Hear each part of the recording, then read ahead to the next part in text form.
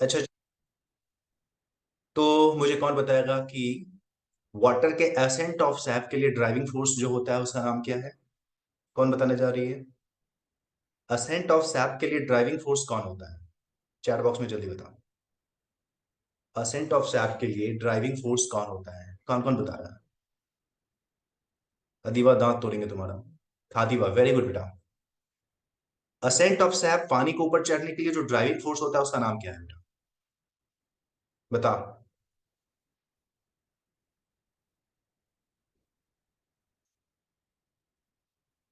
क्यों नहीं बता रहे हो तुम लोग?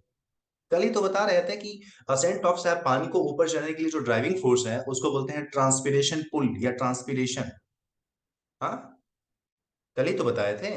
ट्रांसपिरेशन पुल के कारण से क्या होता है, पानी ऊपर की तरफ चढ़ता है। अच्छा ठीक है। वाटर जो है जाइलम के सरफेस के साथ जो स्टिक करता है उसके लिए कौन सा फोर्स रिस्पॉन्सिबल है? जल्दी बताओ।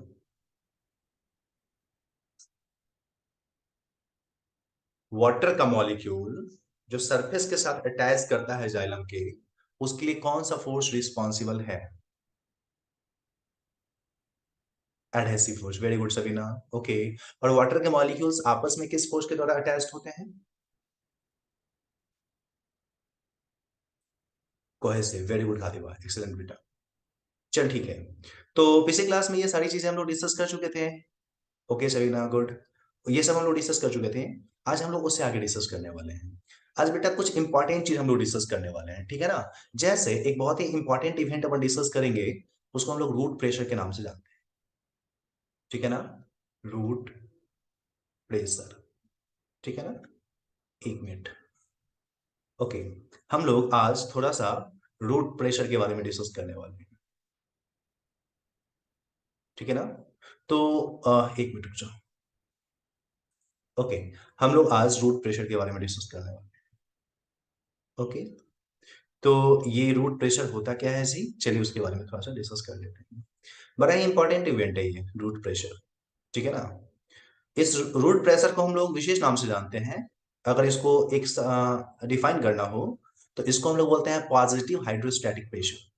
Positive hydrostatic pressure. ठीक है ना? अभी इतना जानो, पॉजिटिव हाइड्रोस्टैटिक प्रेशर बोलते हैं। इसके बाद धीरे धीरे इसमें बहुत सारी चीजें हम लोग जोड़ते जाएंगे कि कहाँ है, क्या मतलब, क्या है, कहाँ लगता है, कैसे लगता है। इसको डिस्कस करने से पहले अपन ऐसा करते हैं, एक छोटा सा प्लांट बनाते हैं। मान लीजिए ये अपना प्लांट है, ये उसका रूट। ठीक है ना? और ये उसका जो है क्राउन है। ठीक है ना? सॉरी। सॉरी बेटा।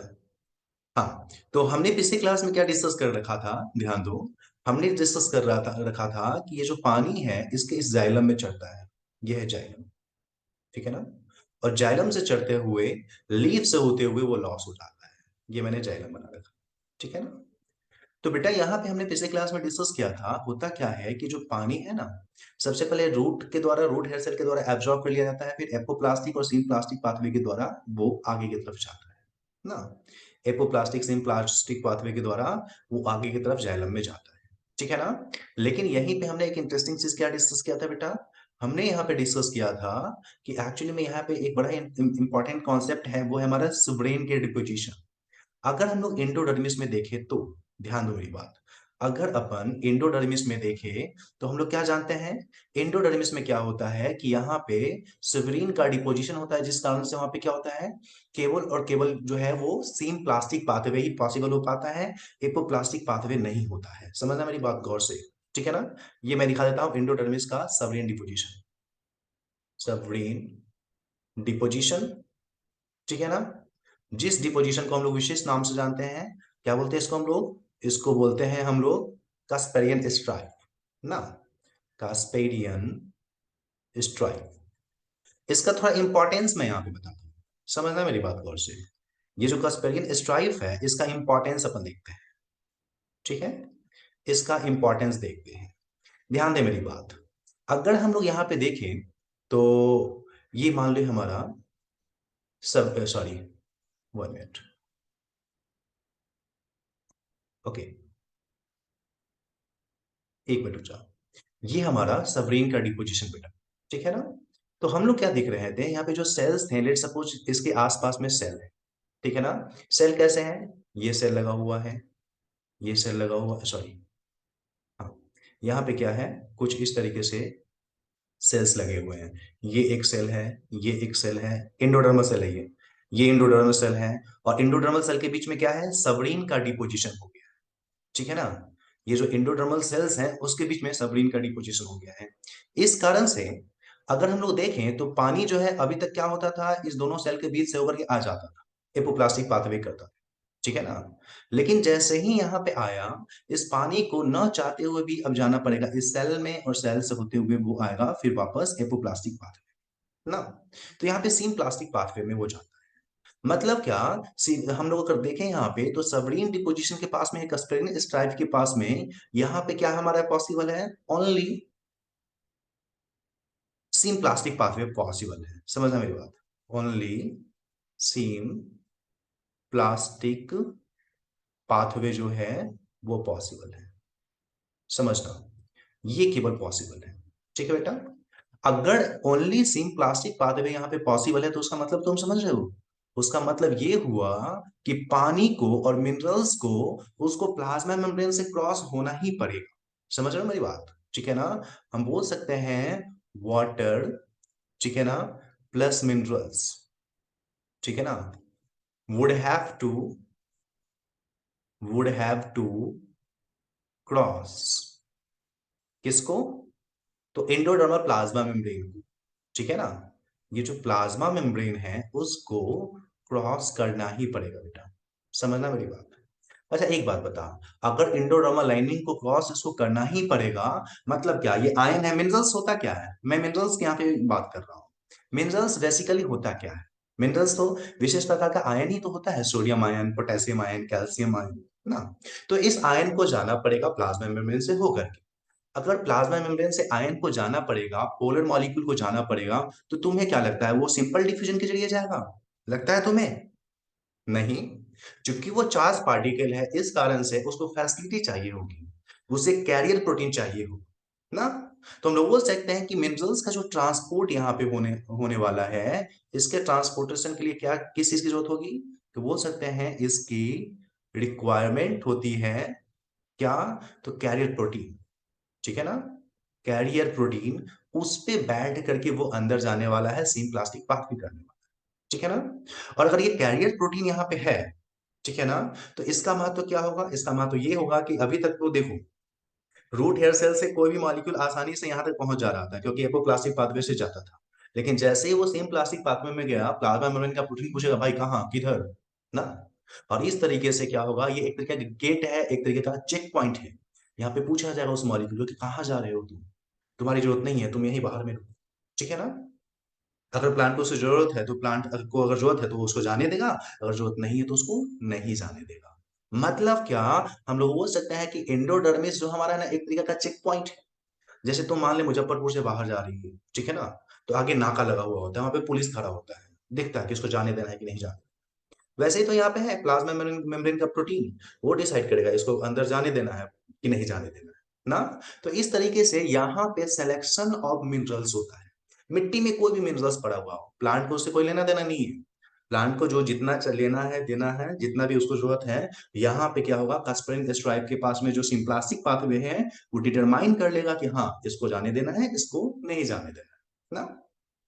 यहीं पे क्या होता है, कुछ कैरियर प्रोटीन जो हमारे होते हैं ना, ध्यान देना, कुछ कैरियर प्रोटीन जो होते हैं वो एक्टिव ट्रांसपोर्ट करता है, ठीक है ना, वो एक्टिव ट्रांसपोर्ट करेगा, ठीक है ना। और बेटा अगर एक्टिव ट्रांसपोर्ट किया तो उसका मतलब समझ रहे हो, एक्टिव ट्रांसपोर्ट का मतलब ये हुआ, बाहर में उस आयन का, जैसे सोडियम आयन, बाहर में उसकी मात्रा ऑलरेडी कम है, फिर भी जितना ही है उसको जबरदस्ती क्या किया जा रहा है, यहां से ऊपर भेजा जा रहा है ना, अंदर में भेजा जा रहा है। ऑलरेडी जाइलम में सोडियम की मात्रा ज्यादा है, इस आयन की मात्रा ज्यादा है, फिर भी भेजा जा रहा है।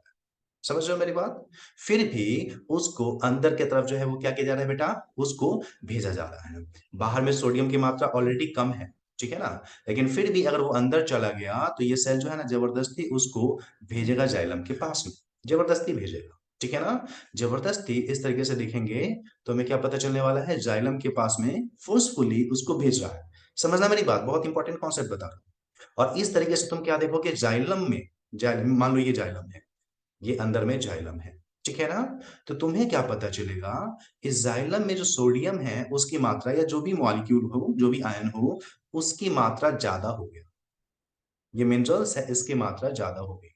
अब तो ही बता बेटा, अगर यहाँ पे मिनरल्स की मात्रा ज्यादा हो गई तो सॉलिड पोटेंशियल बढ़ा या घटा? चैट बॉक्स में बता दो, सॉलिड पोटेंशियल बढ़ा या घटा, जल्दी बताओ।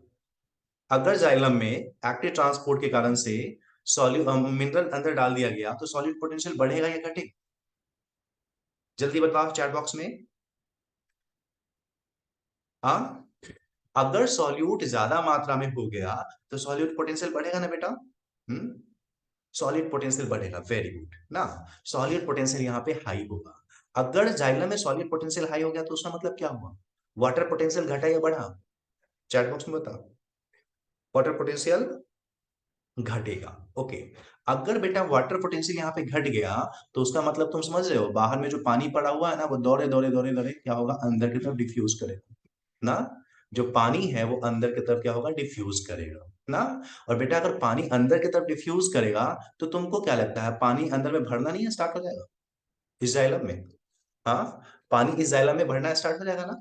ना, तुम बोल सकते हो पानी का लेवल बढ़ जाए, और पानी का जब लेवल बढ़ जाएगा तो क्या होगा, पानी जो है ना रूट में ऊपर की तरफ प्रेशर लगाएगा ना।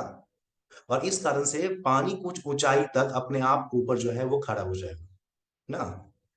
और इस तरीके से देखेंगे तो वाटर का लेवल जो है जाइलम में एक्सीड कर जाएगा, ऊंचा हो जाएगा। रूट में वाटर के द्वारा यही जो प्रेशर लगाया गया है जाइलम के अंदर में, ऊपर की तरफ जो धक्का मार रहा है, इसी प्रेशर को हम लोग बोलते हैं रूट प्रेशर, ठीक है ना। रूट में वाटर के द्वारा ये जो प्रेशर लगा है बेटा, इसी प्रेशर प्रेशर को या इसी वाटर के प्रेशर को हम लोग बोलते हैं रूट प्रेशर, ठीक है ना। तो चलो अब इसको हम लोग डिफाइन करते हैं। The positive hydrostatic pressure developed कहां, इन जाइलम, ड्यू टू, किस कारण से, तो due to active absorption of, किसका, तो मिनरल्स, ठीक है ना। मिनरल्स का जो सिम्पोर्ट के द्वारा एक्टिवली एब्जॉर्प्शन यहाँ पे जो किया गया है, सॉरी यहाँ पे जो ये जो हमारा सिम्प्लास्टिक पाथवे है उसके द्वारा जो एक्टिव एब्जॉर्प्शन किया गया है, इसी कारण से जो हमारे यहाँ पे रूट प्रेशर क्रिएट हुआ है, दैट वन इज, जो प्रेशर क्रिएट हुआ है, that one is actually known as root pressure, ठीक है ना। तो बेटा रूट प्रेशर क्या है, हुआ क्या है, हिपोप्लास्टिक पाथवे के जरिए सारे मिनरल्स और वाटर पहुंच गए हैं एंडोडर्मिस के पास में, लेकिन वहां पे प्लाज्मा मेम्ब्रेन के कैरियर प्रोटीन है, कुछ कुछ जो मिनरल्स है उसको जबरदस्ती बाहर से अंदर की तरफ भेज रहा है। इस कारण से अंदर में सॉल्यूट ज्यादा मात्रा में बढ़ा, और जब सॉल्यूट ज्यादा मात्रा में बढ़ेगा तो सॉल्यूट पोटेंशियल बढ़ेगा, मतलब वाटर पोटेंशियल डिक्रीज करेगा। जब वाटर पोटेंशियल डिक्रीज करेगा तो क्या होगा, बाहर से पानी अंदर की तरफ आएगा, जाइलम में जमा हो जाएगा, और जैसे ही जाइलम में जमा हुआ, जाइलम में ऊपर की तरफ चढ़ना स्टार्ट, ठीक है ना। और ऊपर की तरफ जो चढ़ना स्टार्ट हुआ और इस तरीके से जो प्रेशर क्रिएट हुआ पानी का जाइलम के अंदर में, इसी को हम लोग रूट प्रेशर के नाम से जानते हैं, ठीक है ना बेटा। तो ये चीज जो मैंने बताया वो क्लियर है कि नहीं, हाँ या ना, चैट बॉक्स में बता। इज इट क्लियर बेटा, अच्छे से क्लियर है तो बताना, अगर कंफ्यूजन है देन से मी। ओके बेटा, very good, excellent, good. Okay बेटा, गुड। चल ठीक है, तो इसको अपन सेव करते हैं page number first, this is page number first, okay, excellent. Okay बेटा, चल ठीक है सुचेता, वेरी गुड, ठीक है ना। तो यहाँ पे हो क्या रहा है, समझना मेरी बात।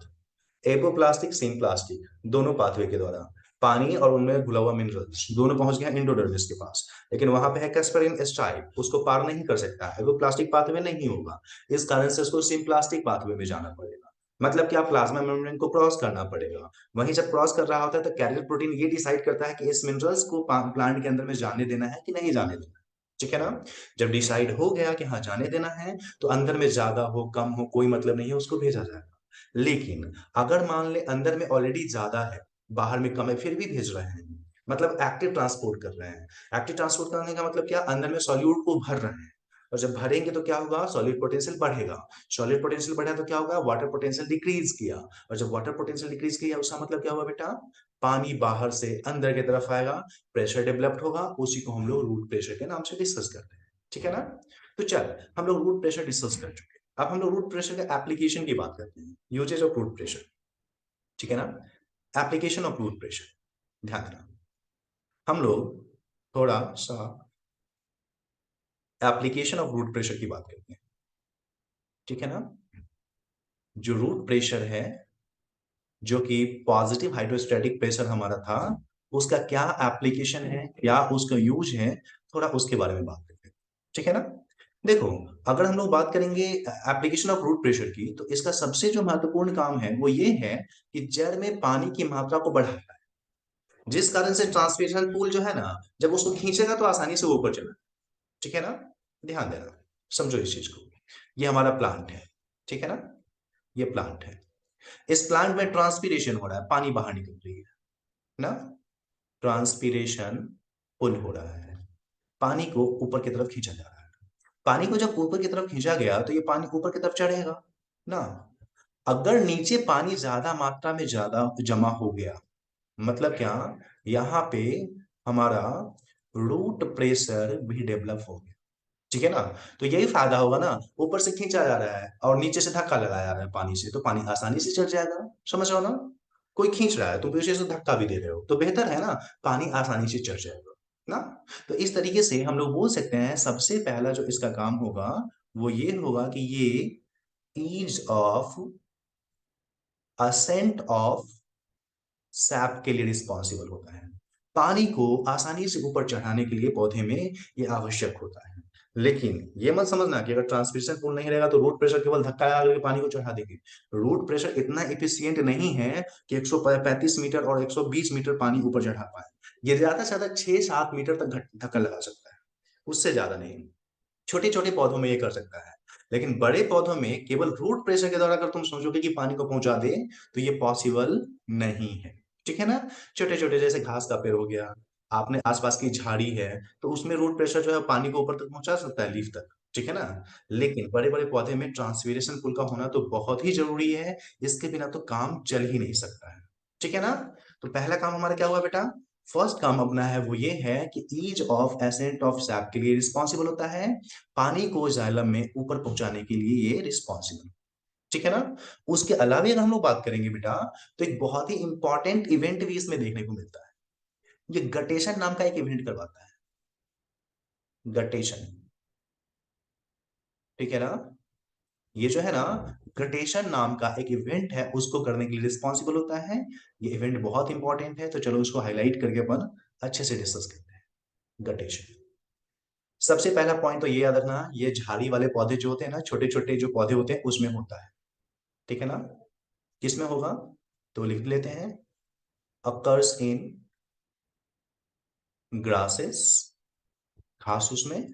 और दूसरा किसमें होगा, हर्बेशियस प्लांट्स, हर्बेशियस प्लांट्स, इनमें ये देखने को मिलता है। ठीक है बेटा। चल, गटेशन का हम एग्जांपल बताते हैं। तुम कभी सुबह सुबह उठ करके घास के मैदान में गए हो, तो तुम देखे हो घास के पत्ते पे पानी होता है। इस चीज को फील किया हो कि नहीं, किए हो गए। सुबह सुबह जब तुम घास के मैदान पे जाते हो तो देखते हो कि उसके पत्ते पे पानी आता है, वो पानी आता कहाँ से है। ठीक है ना। और वो पानी होता कहाँ है वो भी तुमको दिखा दे, यहाँ पे ध्यान देना, डायग्राम में मैं उसको दिखाता हूँ। तुम, ये घास का पत्ता है मान लो, ये लीफ है। ओके। तुम क्या देखोगे, नहीं, ओस तो अलग चीज है बेटा, घास के पत्ते पे या छोटे छोटे जो झाड़ी की पत्ती होती है उसमें पानी देखोगे, और कहाँ पे देखोगे वो तुमको मैं बताता हूँ। ये इसकी रिब्स है, उसकी सिरा है, और रिब्स से इस तरीके से यहाँ पे क्या हो रहा है, ऐसे बहुत सारे ब्रांचें निकल रही हैं वेन की। तुम, ये जो वेन होता है ना, ये है क्या, ये एक तरीके का जाइलम फ्लोएम ही तो है। ये जो मैं ग्रीन कलर का लाइन दिखा रहा हूँ, ये क्या है, जाइलम फ्लोएम तो ही है ना हमारा। ये जो जाइलम है, इस जाइलम के फुनगी पे देखना, यहाँ पे, एकदम फुनगी पे। ठीक है ना। तुम्हें यहाँ पे कुछ पानी का बूंद दिखेगा, यहाँ पे, ये, यहाँ पे तुमको पानी का बूंद दिखेगा, ये वाटर ड्रॉपलेट्स है। ठीक है ना। ये तुम्हें दिखने वाला है वाटर ड्रॉपलेट्स, समझना, ये है वाटर ड्रॉपलेट्स। ठीक है ना। तो बेटा यहाँ पे ऐसा होता क्या है, ठीक है ना। अगर उसको समझना हो तो तुम क्या करो, इसका जो ये रीव्स है, ये जो हमारे वेन निकल रहा है, इस वेन को काटो बाहर, ठीक है ना। और वेन को कट करके देखो। तो वेन को जब कट करके देखोगे ना, तो तुमको पता चलेगा अंत में यहाँ पे क्या होता है, एक छोटा सा छेद के रूप में ये बाहर खुलता है, ठीक है ना। ये जो वेन है ना, असल में ये वेन हो गया हमारा, ठीक है ना। वेन है, इस वेन में ये ओपनिंग होता है, ठीक है ना। इस ओपनिंग को बेटा हम लोग बोलते हैं वेन ओपनिंग। वेन ओपनिंग या छेद के नाम से जानेंगे, या बेटा इसको हम लोग विशेष नाम देते हैं हाइडा थोर्ड। हाइडा थोर्ड के नाम से जानते हैं, ये वर्ड याद रखना। ये जो हमारे पत्ती में छोटे छोटे जो छेद होती हैं जाइलम की, ठीक है ना, इसको हाइडा थोर्ड के नाम से जानेंगे। या इसको एक और नाम से हम लोग डिस्कस कर सकते हैं, इसको हम लोग वाटर स्टोमेटा भी बोलते हैं। वाटर स्टोमेटा के नाम से भी डिस्कस करते हैं, ठीक है बेटा। तो यहाँ पे क्या है, ये हाइड्राथोड या वाटर स्टोमेटा है, ठीक है ना। अब होगा क्या, समझ मेरी बात। दिन के समय में गर्मी ज्यादा होती है, धूप ज्यादा होती है, ठीक है ना। क्योंकि धूप ज्यादा होती है, इस कारण से सारी की सारी जो पानी होती है दिन के समय कहाँ से वो वाटर वेपर में कन्वर्ट हो जाती है। और चूंकि वो जलवाष्प या वाटर वाटर वेपर में कन्वर्ट हो जाती है, तो या तो वो स्टोमेटा से उड़ जाएगा, या वो इस हाइड्राथोड से निकल जाएगा, दोनों से निकल जाएगा, ठीक है ना। लेकिन एट नाइट, रात की बात करते हैं, एट नाइट, रात में क्या होता है, टेम्परेचर कम होता है ना। क्योंकि टेम्परेचर कम हुआ, उसके कारण से क्या होगा, ट्रांसपिरेशन का प्रोसेस नहीं होगा। समझना मेरी बात। रात में चूंकि टेम्परेचर कम है, इस कारण से हम लोग बोल सकते हैं कि रात में ट्रांसपिरेशन की प्रोसेस नहीं होगी। और जब बेटा ट्रांसपिरेशन की प्रोसेस नहीं होगी, तो पानी हमारा जो है स्टोमाटा के जरिए बाहर नहीं निकलेगा, वैसे भी स्टोमाटा क्लोज होता है। लेकिन चूंकि ये पौधा जो है वो छोटा है, ठीक है ना। हर्बेशियस प्लांट और ग्रासेस कितना है, लगभग 6 से 8 मीटर, ज्यादा से ज्यादा लंबा हो सकता है, इससे ज्यादा लंबा नहीं होता है, ठीक है ना। इसका हाइट जो होता है वो कितना होता है बेटा, हाइट जो होती है उसकी वो लेस देन 6 to 8 मीटर होता है, ठीक है ना। तो इस कारण से क्या होगा, क्योंकि लेस देन 6 to 8 मीटर, इस कारण से रूट प्रेशर के कारण से क्या होगा, पानी जो है वो इस तरीके से चढ़ेगा, वाटर चढ़ेगा।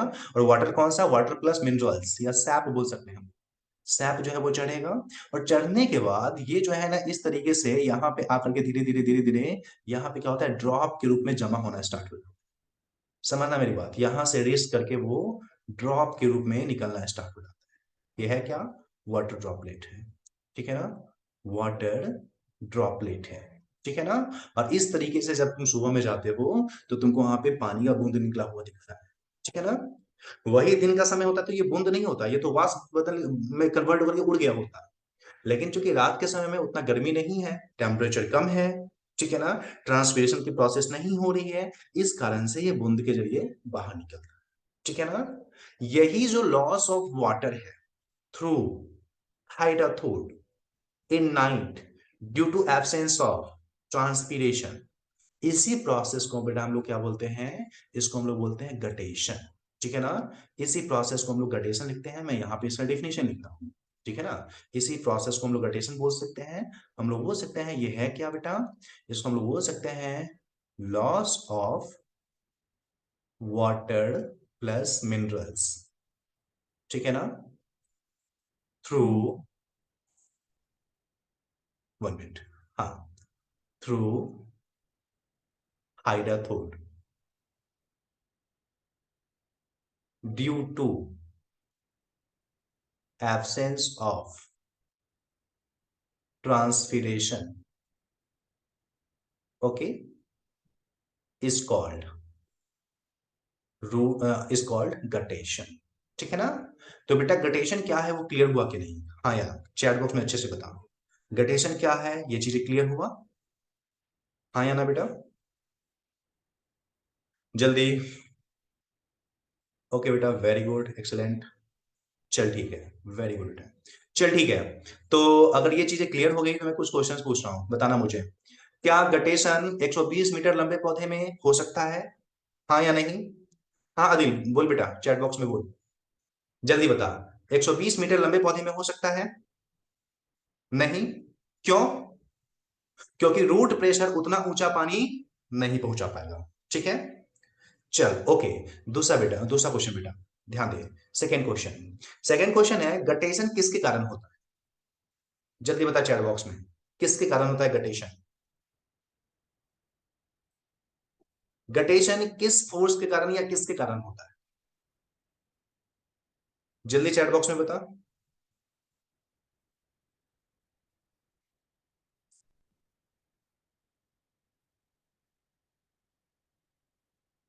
क्यों समझ में नहीं आ रहा है तुम लोगों को? नहीं नहीं, हम बोल रहे गटेशन किस कारण से होता है। एब्सेंस और ट्रांसपिरेशन के कारण तो होता है, वेरी गुड बेटा। ट्रांसपिरेशन के एब्सेंट के कारण होता है, लेकिन गटेशन जो है वो रूट प्रेशर के कारण ही तो होता है। मान ले अगर रूट प्रेशर डेवलप नहीं होता तो पानी ऊपर कैसे चढ़ता? हाँ। चलो, गटेशन के पीछे कौन सा फोर्स रिस्पॉन्सिबल है, पुश फोर्स या पुल फोर्स? गटेशन जो है वो धक्का लगने के कारण पानी का होता है या खिंचाव के कारण होता है? जल्दी बताओ। पुश फोर्स के कारण होता है, वेरी गुड बेटा। अच्छा, गटेशन में जो हमारा पानी जहां से निकलता है उस पॉइंट को क्या बोलते हैं? चैट बॉक्स में बता। गटेशन में वाटर जहां जिस पॉइंट से निकलता है उसको हम लोग क्या बोलते हैं? क्या कर रही हो दीवा? कंसंट्रेट नहीं हो पा रही हो। गटेशन, हाँ वेरी गुड, उसको हम लोग बोलते हैं हाइडाथोड, ठीक है ना। हाइडाथोड है क्या? बोल सकते हैं लीफ पे जो हमारा वेन है उसका जो टर्मिनल है, जो ओपनिंग है, उसी को तो हाइडाथोड बोलते हैं ना। अच्छा, गटेशन में जो वाटर लॉस हुआ है क्या वो प्योर वाटर है? हाँ या ना? गटेशन में जो वाटर लॉस हुआ है क्या वो प्योर वाटर है? नहीं। क्या क्या है वो बेटा, किस चीज का मिक्सिंग है वो? बताना तुम मुझे। गटेशन में जो वाटर लॉस हुआ है वो किस चीज का मिक्सिंग है? जल्दी बता चैट बॉक्स में। Guttation, very good, water plus minerals का मिक्सिंग है, एक्सलेंट, चल ठीक है। ओके बेटा, वेरी गुड। तो ये था हमारा गटेशन, आई होप बहुत अच्छे से क्लियर हो गया। किसी को भी डाउट है तो मुझे चैट बॉक्स में कमेंट कर, मैं बताऊं। ठीक है ना। चलिए, application of guttation, application of root pressure. अब हम लोग डिस्कस करते हैं इससे आगे। अब हम लोग एक स्पेशल इवेंट के बारे में बात करते हैं जिसका नाम है ब्लीडिंग। आदिल बोल रहा है सर व्हाट इज हाइदा टूर, बेटा तू लेट से ज्वाइन किया, यही गड़बड़ है। टाइम पे ज्वाइन नहीं करते हो। देखो, ये पत्ता है, इस पत्ता की सिरा है, ध्यान दे। चल कोई बात नहीं, पत्ता की ये सिरा है, ठीक है ना। ये है इसका जाइलम, ये जाइलम और फ्लोएम का सिरा है, ठीक है ना। यहाँ पे जो पत्ता में इस तरीके का तुमको दिखेगा नली के जैसा संरचना, इसी के फुनगी पे आगे ऊपर की तरफ बहुत छोटा सा एक छेद होता है। इसी छेद को हम लोग बोलते हैं हाइडा, हाइडा, ठीक है ना। और यहीं से पानी निकलता है, वाटर ड्रॉपलेट गटेशन के कारण निकलते हैं। क्लियर आदिल बेटा? हाँ या ना? बताना। ओके, वेरी गुड, एक्सेलेंट, चल ठीक है। अब हम लोग नेक्स्ट टॉपिक डिस्कस करते हैं, विच वन इज ब्लीडिंग और एक्सुडेशन। ब्लीडिंग, या इसको हम लोग एक्सुडेशन के नाम से जानते हैं, 1 मिनट, एक्सुडेशन के नाम से जानते हैं। बड़ा ही इंटरेस्टिंग कॉन्सेप्ट है ये, और हम लोग तो इसको बहुत अच्छे से देखते हैं अपने वातावरण में। बार बार हम, तुमको पता भी होगा क्या है ये ब्लीडिंग या एक्सुडेशन। अच्छा, तुम कभी अपने यहाँ जो ताड़ी मिलता है, ताड़ी तो तुम लोग जानते हो ना। ताड़ का पेड़ जो है उसे ताड़ी निकलता है, पता है कि नहीं पता है? लोग पीते भी हैं अपने तरफ। नहीं पता है? ओके, चल ठीक है, गुड। ध्यान दे। तुम तार के पेड़ में देखोगे क्या, वो जो ताड़ी निकालने वाला आदमी होता है वो क्या करता है, चढ़ेगा ऊपर, और ऊपर चढ़ने के बाद वो क्या करता है, उसका एक फल निकलने वाला कोई संरचना होता है, इस तरीके से वहां से फल निकलने वाला है, उसको काट देता है, ठीक है ना। एंड आफ्टर कटिंग क्या करता है, वहां पे अपना बर्तन जो है उसको लटका देता है। तुम गौर से कभी देखोगे तो तुमको पता चला होगा, कट करने के बाद क्या करता है वो आदमी, वहां पे अपना कुछ इस तरीके से बर्तन लटका देता है, काटने के बाद, ठीक है ना। वो जो बर्तन है उस बर्तन को कुछ इस तरीके से वहां पे बांध देता है, ठीक है ना। और बांधने के बाद पता चलता क्या है कि यहाँ से लगातार, यहाँ से कुछ जूस जो है वो लगातार सिक्रेट हो रहा है, रिस रहा है, और रिस करके यहाँ पे जमा हो गया, ठीक है ना। यहाँ पे इस तरीके से जो है ना वो जमा हो जाता है, ठीक है ना। और इस तरीके से वो जो हमारा, इसको हम लोग बोलते हैं ताड़ी या टोडी बोलते हैं, टोडी, TODDY, टोडी, ठीक है ना। और ये जो तार का पेड़ है उसको हम लोग बोलते हैं टोडी पाम, टोडी पाम, ठीक है ना। तार का पेड़ को टोडी पाम हम लोग बोलते हैं। तो यहाँ पे टोडी जो है उसको जमा कर लिया जाता है, फिर मार्केट में वो बेचता है या पीता है ना।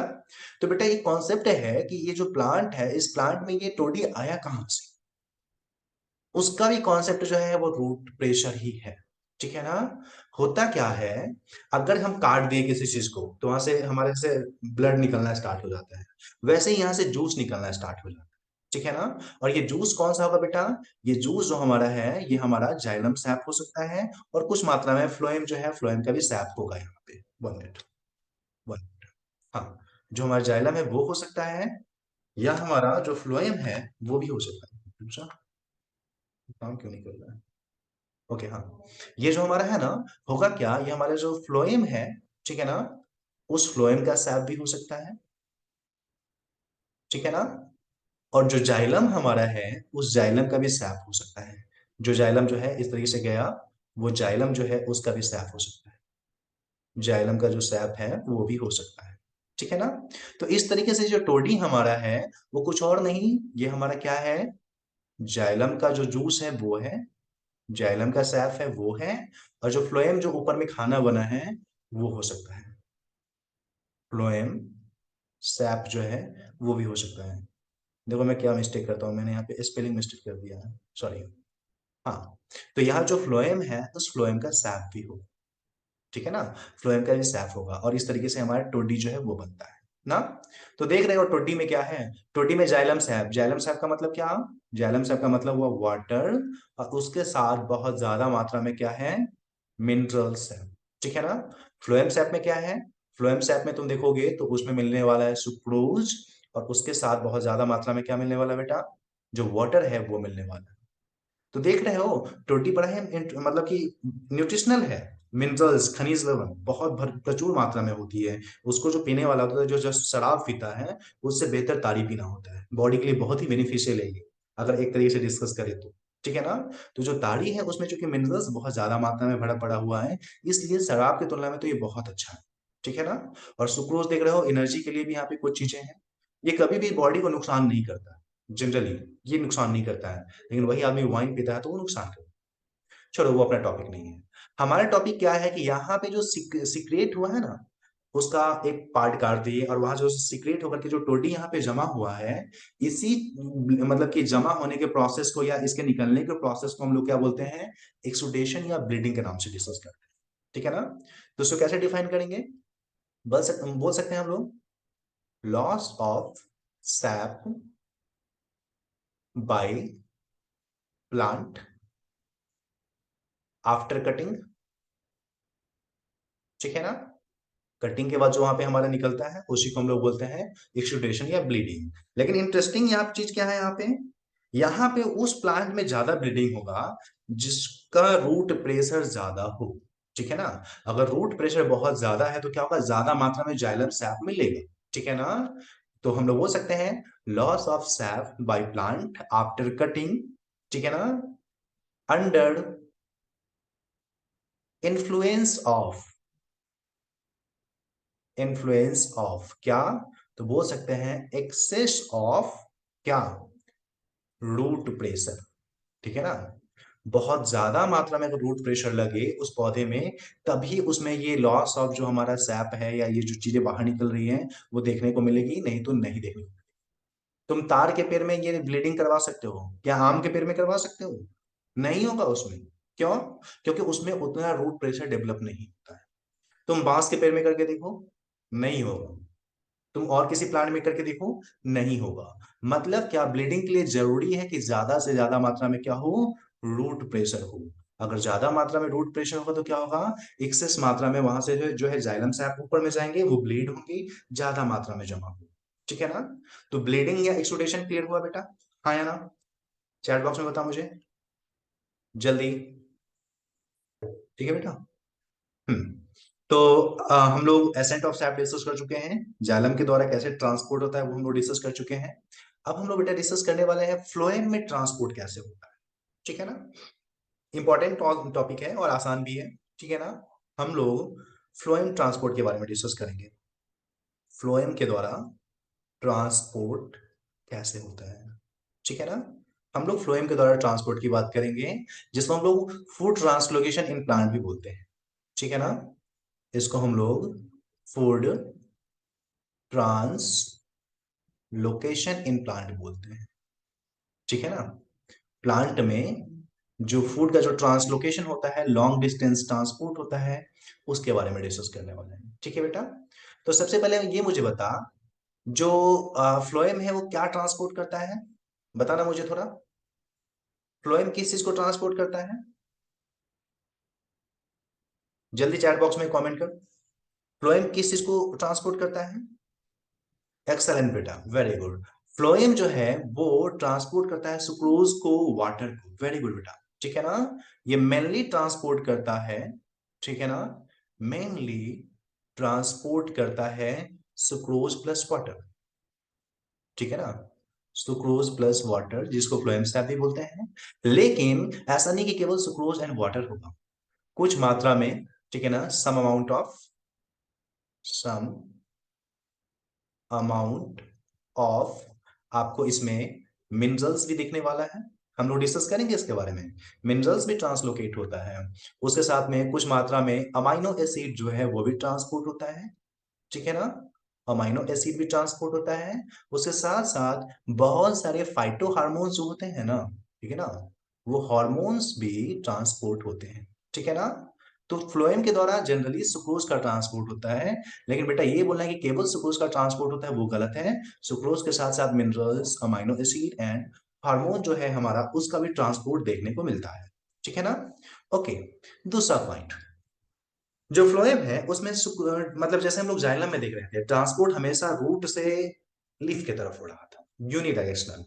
यहां पे अगर हम लोग देखेंगे तो कैसा ट्रांसपोर्ट होगा, यूनिडायरेक्शनल या बाई डायरेक्शनल? अगर हम लोग जनरली देखें प्लांट में, तो चूंकि मेनली यहाँ पे सुक्रोज का ट्रांसपोर्ट हो रहा है। सुक्रोज है क्या बेटा, ध्यान दे मेरी बात। सुक्रोज हमारा है क्या? सुक्रोज जो हमारा होता है वो कुछ और नहीं, ग्लूकोज प्लस ग्लूकोज है। दो ठो ग्लूकोज को आपस में जोड़ देंगे तो वो बन जाता है सुक्रोज। ठीक है ना? तो लीफ में फोटोसिंथेसिस के द्वारा ग्लूकोज बना, सुक्रोज में कन्वर्ट हुआ। और सुक्रोज जो है वो जनरली फोटोसिंथेसिस जहां पे हुआ है, उससे जिधर फोटोसिंथेसिस नहीं हुआ है उधर जाता है। ठीक है ना? तो जनरली इसका हम लोग ट्रांसलोकेशन की बात करेंगे, तो बोल सकते हैं सुक्रोज का ट्रांसलोकेशन किधर होता है, फोटोसिंथेटिक से नॉन फोटोसिंथेटिक पार्ट की तरफ। मतलब क्या? पत्ते से बाद बाकी भागों की तरफ। मतलब क्या? जनरली एक डायरेक्शन में हो रहा है, लेकिन ये जरूरी नहीं कि पत्ते से हमेशा रूट की तरफ या अलग भागों में जाए। ऐसा भी हो सकता है कि पौधा फोटोसिंथेसिस करना भूल गया, प्रकाश मिल ही नहीं रहा उसको, बेचारा एकदम भूखा है, तो रूट से खाना मांगेगा, भाई तुम्हारे पास कुछ है तो हमको दे दे ना। तो हो सकता है कि ये रूट से ऊपर की तरफ भी आए ना। मतलब क्या? हम लोग यहाँ पे बोल सकते हैं, यहाँ पे जो ट्रांसलोकेशन जो होता है ना, वो बाई डायरेक्शनल होता है। कैसा होगा ये? बाई डायरेक्शनल ट्रांसलोकेशन होता है। ठीक है ना? जाइलम में हो रहा था यूनिडायरेक्शनल ट्रांसलोकेशन, जबकि यहां पे बाई डायरेक्शनल ट्रांसलोकेशन होता है। ओके बेटा? ओके। इसके अलावा एक और इंपॉर्टेंट चीज ध्यान दें, यहां पे हमारा लीफ है, मैं यहां पे रिप्रेजेंट कर रहा हूं। लेट सपोज ये लीफ है, इसने बनाया क्या, ग्लूकोज, जो कन्वर्ट हो गया सुक्रोज में। ठीक है ना? और यहाँ पे एक सेल है, बेचारा भूखा नंगा है एकदम, ठीक है ना, बिलबिलाया हुआ है, भूख लगा हुआ है उसको, इसको चाहिए खाना। ठीक है ना? तो क्या होगा, क्योंकि यहाँ पे सुक्रोज ज्यादा मात्रा में है, ठीक है ना, तो क्या होगा, वो फ्लोएम से होते हुए नीचे की तरफ जाए ना। तो बेटा मुझे ये बता, यहाँ पे ये एक रूट का सेल है, ये रूट है, ठीक है ना, और यहाँ पे क्या है, ये है हमारा लीफ। ठीक है ना? तो तू मुझे बता, इसमें सोर्स कौन हुआ सुक्रोज का, लीफ हुआ या रूट हुआ? सोर्स ऑफ सुक्रोज कौन है, लीफ या रूट? चैट बॉक्स में बता, जल्दी बता। Very good. यहाँ पे लीफ जो है वो क्या है, सोर्स ऑफ सुक्रोज हो गया ना, सोर्स ऑफ सुक्रोज हो गया। सुक्रोज का ये सोर्स है। और कहां पे खत्म हो रहा है ये, जा किधर रहा है, रूट के पास है। वेरी गुड बेटा। जिधर के जा रहा है बेटा, उसको हम लोग बोलते हैं सिंक। सिंक का मतलब तुम लोग जानते हो, बेसिन में जाते हो हाथ धोते हो, तो सब कचरा जो है जो अंदर में चला जाता है, सिंक बोलते हैं। जहां से गायब हो जाता है कोई चीज, जहां से गायब हो जाता है ना, उसको हम लोग बोलते हैं सिंक। ठीक है ना? तुम गए कहीं पे, वहां से तुम गायब हो गए, ले, पता ही नहीं चला तुम कहाँ गए, तो वो जगह कहलाएगा सिंक। और जहां से तुम बन के निकले उसको बोलेंगे सोर्स। ठीक है ना। तो चूंकि रूट के पास ये गायब हो जाता है सुक्रोज, इसलिए इसको हम लोग बोल सकते हैं सिंक ऑफ सुक्रोज है। ठीक है ना। या ऐसे भी बोल सकते हैं, जहां ज्यादा मात्रा में बने उसको बोलेंगे सोर्स, जहां पे कम मात्रा में बने उसको हम लोग बोलते हैं सिंक। ठीक है ना। तो ये फोटोसिंथेसिस करने वाला प्लांट है। ठीक है ना। ये फोटोसिंथेसिस हो रहा है उस प्लांट की बात कर रहे हैं। ठीक है ना।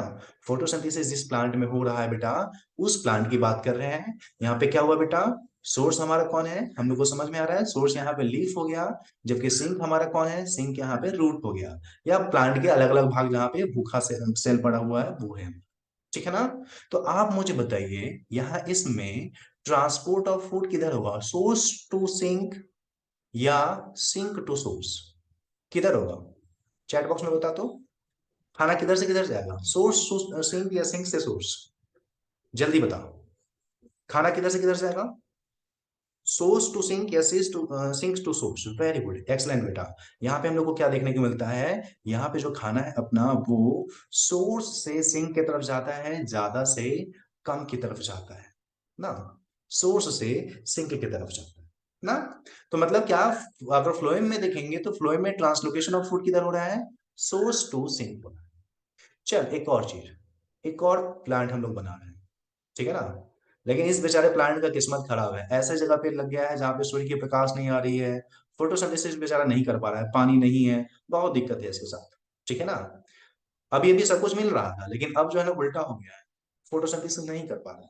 ठीक है ना। जब ये फोटोसिंथेसिस नहीं कर पा रहा है तो उस समय देखने को क्या मिला, वैसे तो ओवरऑल इसके पूरे बॉडी में खाने की कमी है, लेकिन फिर भी जो रूट जो है ना, जब फोटोसिंथेसिस हो रहा था उसमें रूट ने क्या किया था, अच्छा खासा मात्रा में सुक्रोज को जमा कर लिया था। ये भी नंगा फकीर ही है, भूखा है, लेकिन फिर भी बाद बाकी की तुलना में जो यहाँ पे रूट के जो सेल्स है उसके पास में खाना ज्यादा मात्रा में है, ये हैप्पी है। लेकिन ये लीफ बेचारा, इसको लगता था अरे प्रकाश संश्लेषण कर लेते हैं, खाना तो फ्री में बन ही जाता है यहाँ पे, काहे खाना स्टोर करें।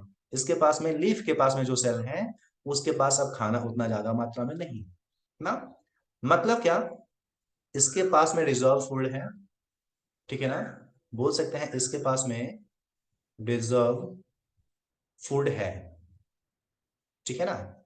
और हम लोग अगर लीफ के बारे में बात करेंगे तो इसके पास में रिजर्व फूड जो है वो क्या हुआ, नहीं है। ठीक है ना। तो इस स्थिति में मुझे ये बता बेटा, यहाँ पे सोर्स कौन है, रूट होगा या लीफ होगा, सोर्स कौन होगा बेटा, सोर्स कौन होगा, रूट होगा या लीफ होगा, चैट बॉक्स में जल्दी बता। वेरी गुड बेटा। तो यहाँ पे हम लोग बोल सकते हैं कि ये हमारा जो रूट है वो क्या हो जाएगा बेटा, उल्टा हो गया यहाँ पे सारी कहानी ना, यहाँ पे ये सोर्स हो गया ना, जबकि इसके बारे में बात करेंगे तो ये क्या हो जाएगा, ये हमारा सिंक होगा। ठीक है ना। तो इस तरीके से अगर हम लोग देखें तो यहाँ पे सोर्स टू सिंक हमारा जो फूड है वो ट्रांसपोर्ट होता है। हमें बहुत अच्छे से पता है कि फूड का ट्रांसपोर्ट हमेशा किधर से किधर होगा, सोर्स टू सिंक, ये सोर्स से सिंक की तरफ जाएगा। मतलब क्या, यहाँ पे जो ट्रांसपोर्ट ऑफ जो सुक्रोज होगा वो कैसे होगा, नीचे से ऊपर की तरफ ना। तो देख रहे हो यहाँ पे ये मतलब नहीं है कि हमारा मतलब कि खाना जो है कैसे ट्रांसपोर्ट हो रहा है, मतलब ये है कि कहाँ पे कमी है, जिधर कमी है खाना उधर जाएगा। यही कारण है कि जनरली तो ये ऊपर से नीचे आता है सामान्य अवस्था में जब फोटोसिंथेसिस हो रहा हो तब, लेकिन अगर फोटोसिंथेसिस नहीं होगा तो ये नीचे से ऊपर भी जा सकता है।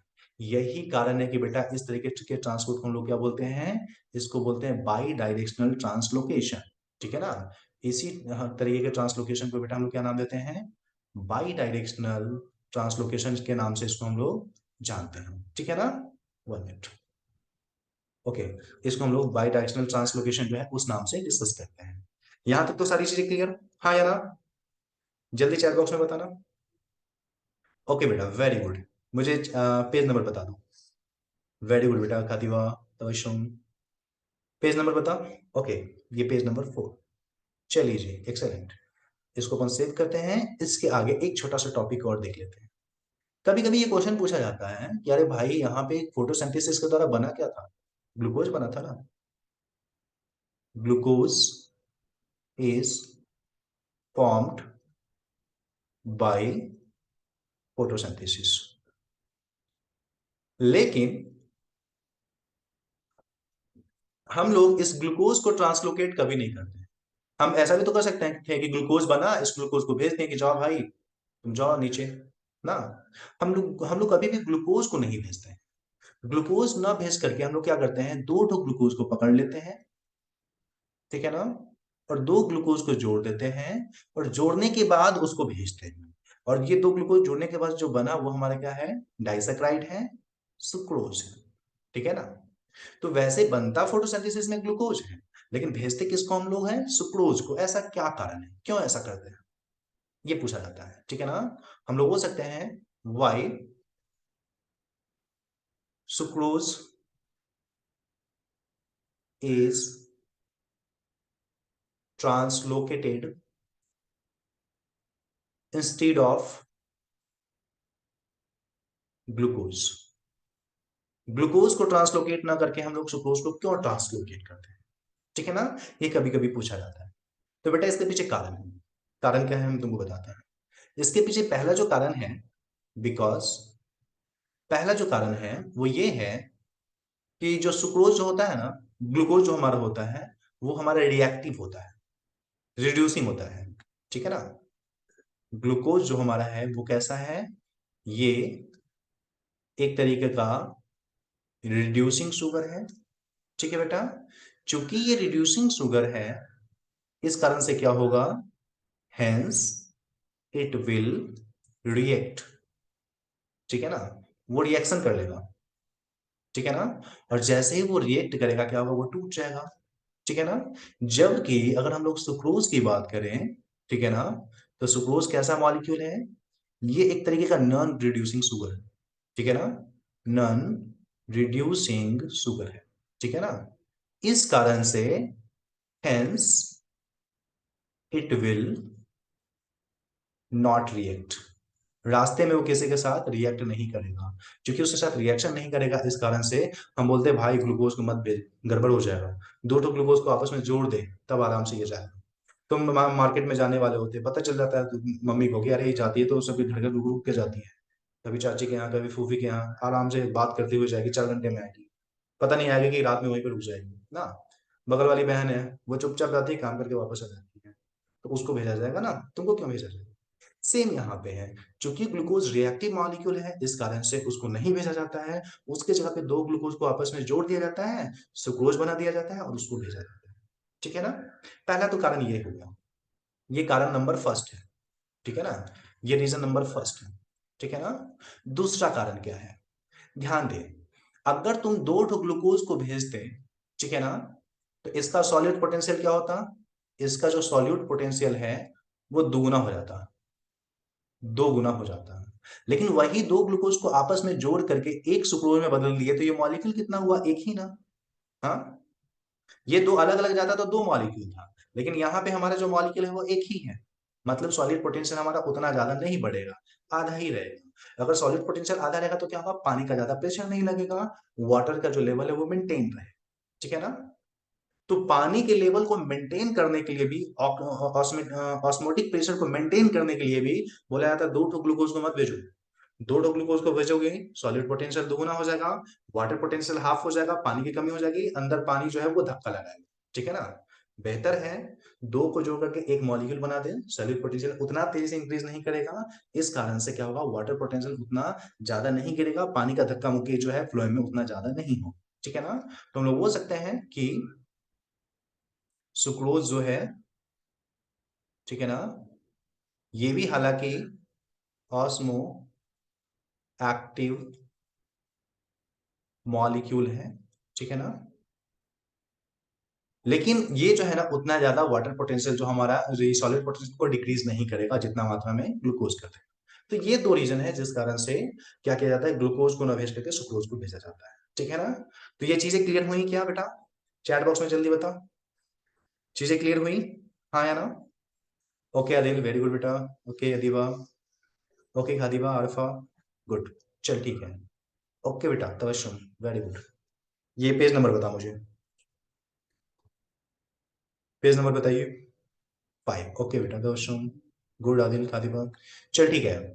तो अपन यहाँ पे हम लोग स्टार्ट कर चुके हैं कैसे फ्लोएम में ट्रांसलोकेशन होता है, ट्रांसपोर्ट ऑफ फूड कैसे होता है। छोटा सा टॉपिक है, कल अपन डिस्कस करेंगे और डिस्कस करने के बाद नेक्स्ट चैप्टर भी कल स्टार्ट करेंगे। ठीक है ना? तो क्लास यहाँ पे पॉज ऑन करें, क्लास एंड करें बेटा। ओके, गुड, चल ठीक है, कल मिलते हैं अपन। ठीक है ना? आराम करो तुम लोग। ओके बाय, कल मिलते हैं बेटा। Okay bye.